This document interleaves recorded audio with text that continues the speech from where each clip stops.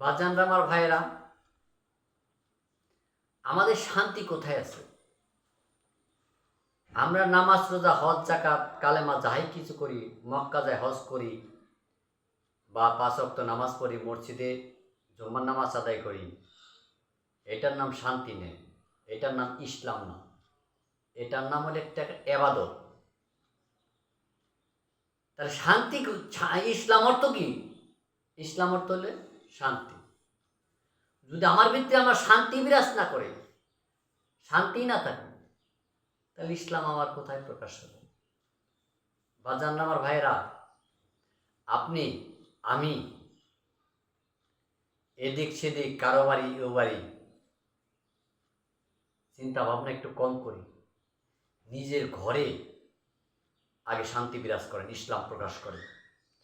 নিজের স্ত্রীকে ইসলামের মাধ্যমে আনেন, নিজের সন্তানকে ইসলামের মাধ্যমে আনেন,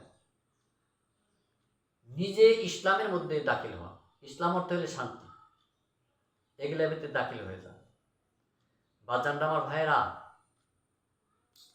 আমরা যত যাই করি, আমরা যতবার এমপি মন্ত্রী হই না কেন, যদি আমার ঘরে শান্তি না হয়, তাহলে আর পৃথিবীর কোনো জায়গায় শান্তি আপনি খুঁজে পাবেন না।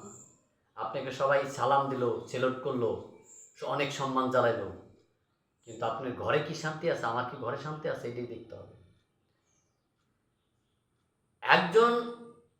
আমরা সর্বপ্রথমে চেষ্টা করব আমরা একজন মানুষের মতো যেন মানুষ হতে পারি। বাচ্চারা আমার ভাইরা, এইটাই সবাই খেয়াল রাখবো। সবাই ভালো থাকবেন, সুস্থ থাকবেন।